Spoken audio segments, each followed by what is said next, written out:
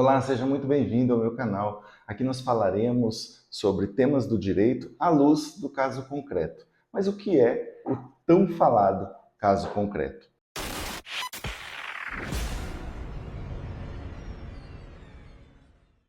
É muito comum, nós que somos operadores do direito, ou às vezes até se você teve alguma demanda na justiça, alguma situação que precisaria ser analisada, você escutar a seguinte frase: o juiz analisará o caso à luz do caso concreto.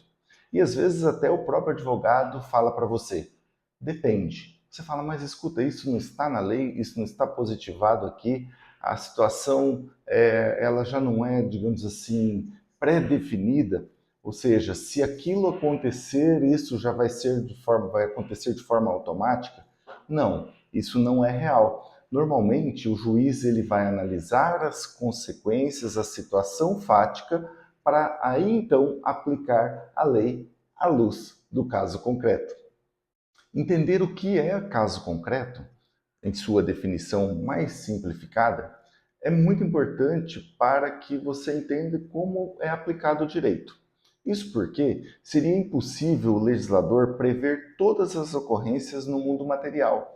Então, todas as situações possíveis na vida humana, nas relações jurídicas do ser humano, seja em relação a outras pessoas, em relação ao patrimônio, em relação ao meio ambiente, aos animais e por aí vai, mundo afora, né?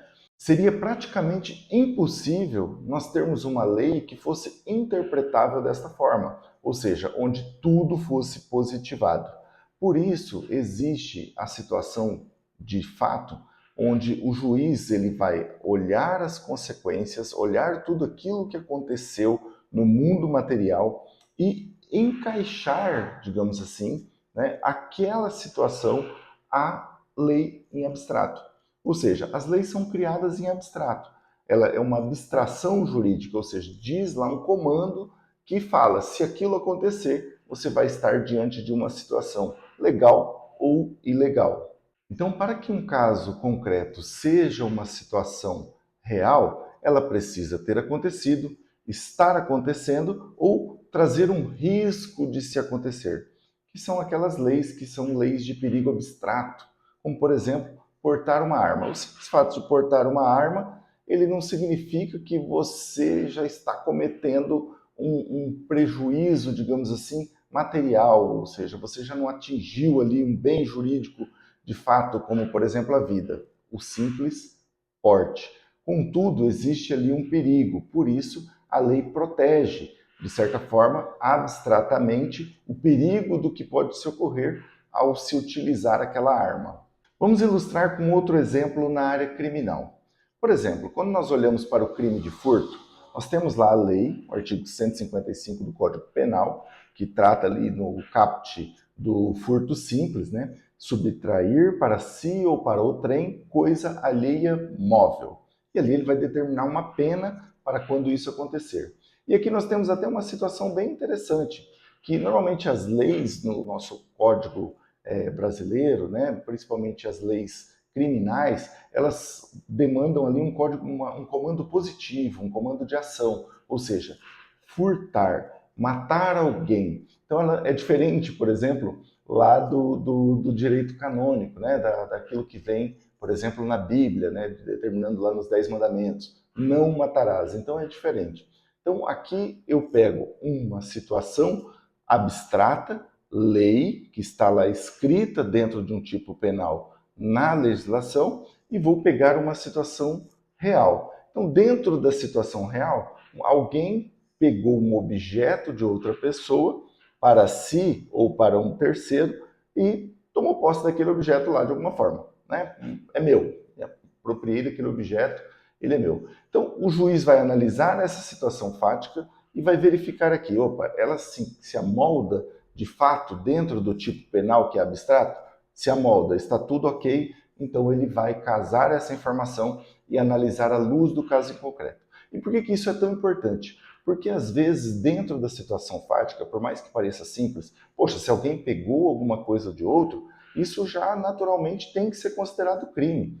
Não, na realidade pode ter várias situações ali. A própria doutrina traz alguns casos. por exemplo, do aluno que chegou na sala de aula apressadamente, pegou sua mochila e foi embora. Quando ele chegou em casa, sem perceber, guardou e na sala de aula outra pessoa percebeu que sua mochila havia sido furtada. Na realidade, essa pessoa incorreu em erro. Ela pegou uma mochila achando que era sua e levou embora. Mas, dentro da situação fática ali, quem ficou para pegar a mochila própria ali, o outro aluno que foi lesado, ele entendeu como furto. Um exemplo, tá? Um exemplo bem simplificado para você ver como é importante a gente fazer essa análise à luz do caso concreto. Peraí, vamos olhar a situação fática.